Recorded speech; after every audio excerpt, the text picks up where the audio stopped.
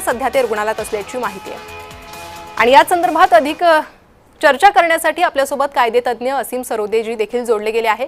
असीम Sarode sir, जय महाराष्ट्र मध्ये आपलं स्वागत। कसं पाहतायत या सगळ्या प्रकरणाकडे आणि काय होऊ शकतं पुढे माणिकराव कोकाटेंच्या मंत्रिपदासंदर्भात, आमदारकी संदर्भात?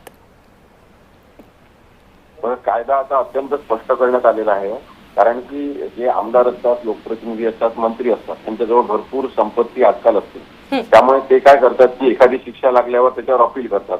मग सगळ्यांना सांगतात की अपील केलेलं आहे, अपील केलेलं असल्यामुळे तोपर्यंत मला न्याय मिळाला नाही असं समजून माझ्यावर कारवाई कोणती होऊ नये। परंतु हीच प्रवृत्ती लक्षात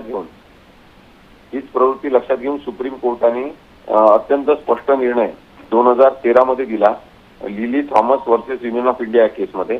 आणि त्यांनी सांगितलं की ज्या क्षणी तुम्हाला कन्व्हिक्शन जाहीर झालेलं आहे त्या क्षणापासून 2 वर्ष किंवा त्यापेक्षा जास्त अशी कोणती शिक्षा असेल आणि ते कन्व्हिक्शन जाहीर झालं असेल तर इमिजिएट डिस्क्वालिफिकेशन झालेलं आहे, म्हणजे तुम्ही लगेच अपात्र ठरलेले आहे। मग याच्यासाठी जे रिप्रेझेंटेशन ऑफ पीपल ऍक्ट मध्ये कलम 8(3) आहे, त्याचा लिगल बेसिस हा कोर्टाने घेतलेला आहे आणि डिस्क्वालिफिकेशन पिरियड लगेच सुरू होईल असं सांगितलेलं आहे। याच्यामध्ये जर आता हे हायकोर्टामध्ये गेले, हायकोर्टामध्ये त्यांनी ते डिस्क्वालिफिकेशन चॅलेंज केलं तर केवळ शिक्षेवर स्टे मिळून चालणार नाही, तर आपण म्हणू त्याला की कन्व्हिक्शनवर स्टे मिळाला पाहिजे। पूर्ण शिक्षे म्हणजे फक्त त्या शिक्षेवर नाही तर ती शिक्षा देण्याच्या सगळ्या प्रक्रियेवर स्टे मिळाला पाहिजे, तरच माणिकराव कोकाटे यांचं मंत्रिपद हे वाचू शकते। अदरवाईज ते डिस्क्वालिफाय झालेले आहेत, ते अपात्र झालेले आहेत, ते मंत्री किंवा लोकप्रतिनिधी म्हणून राहू शकत नाही। जी असीम सरोदेजी, मात्र आपण पाहिलं एकीकडे हा निर्णय येतोय तेव्हा माणिकराव कोकाटे यांचे वकील म्हणतात की ते रुग्णालयात दाखल आहे।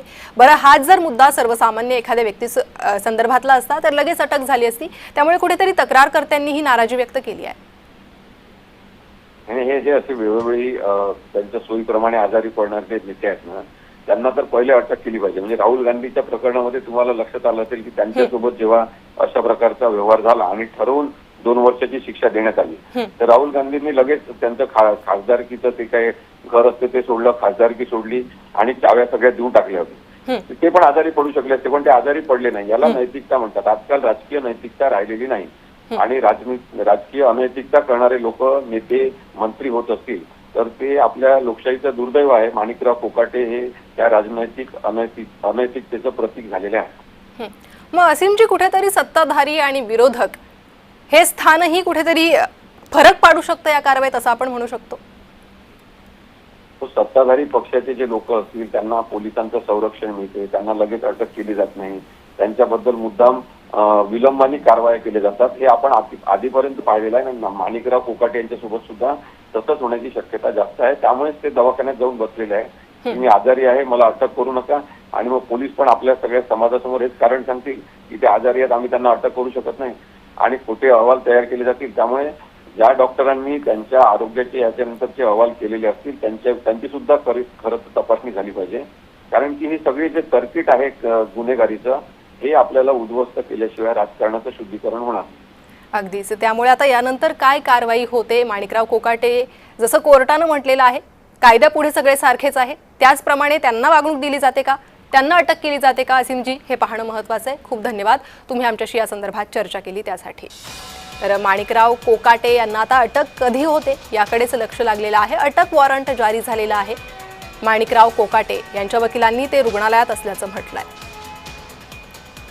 यावरच काही वेळापूर्वी सामाजिक कार्यकर्त्या अंजली दमानिया यांनीही आमच्यासोबत बातचीत केली होती। त्या काय म्हणाल्या?